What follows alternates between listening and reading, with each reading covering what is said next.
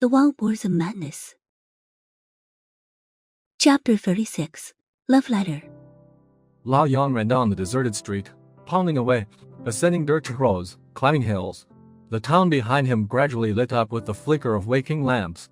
In that year, just like any other, people often ventured into the mountains.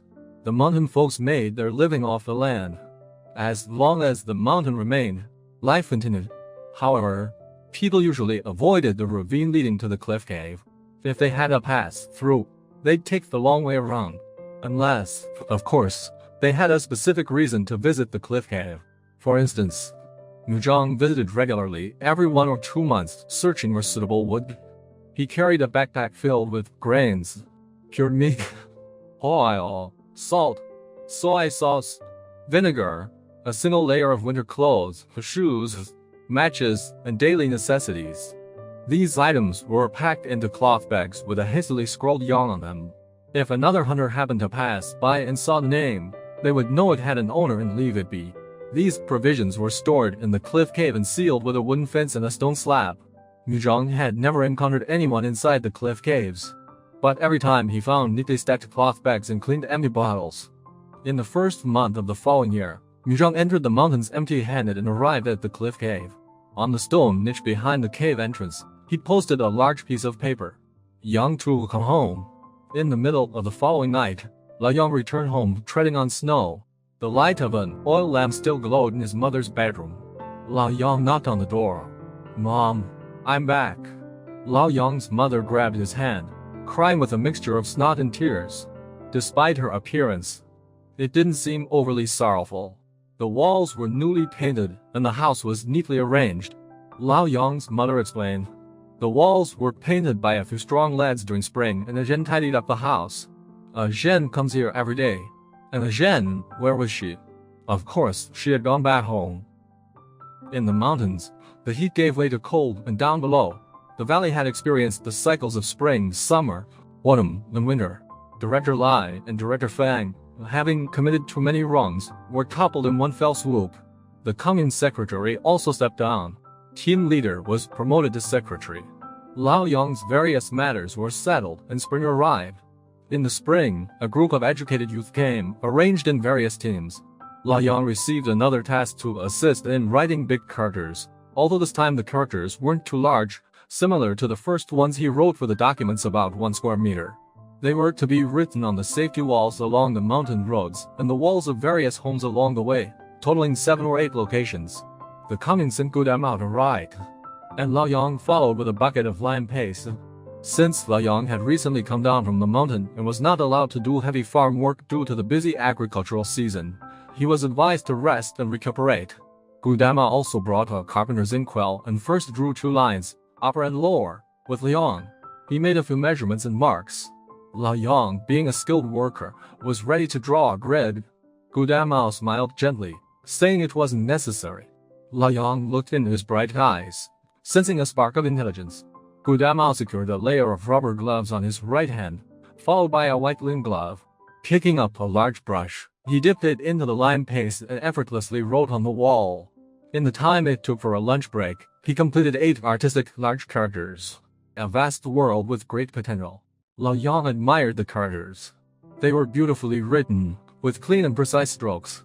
He thought to himself that Gudama, this young intellectual from the big city, was 10 times more skilled than the clerical staff. In just one day, he effortlessly wrote in 3 locations, each character varying in size and style. Lao Yang thought that this intellectual youth knew every type of font without needing a draft. He was 100 times more skilled than the clerical staff.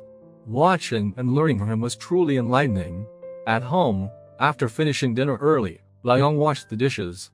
His hands were still mimicking the gestures of Gudama's writing, simultaneously praising and marveling at the skill. Outside, there came a sound like silver bells. And Yang is Yang Tu at home. Lao Yang's heart lit up. Since Lao Yang returned home, Zhen hadn't visited much. When she did, it was usually when Lao Yang wasn't around. In the year Lao Yang went up the mountain, Zhen started working at the commune, sitting in the office with freedom in both time and movement. Now that her father had become secretary, she had lost some of that freedom. And Yang said, "Zhen, come in quickly. Yang Tu is at home." Zhen replied, And Yang, I won't come in. Yang too, I want to talk to you. Lao Yang, upon seeing Zhen, felt a warmth inside.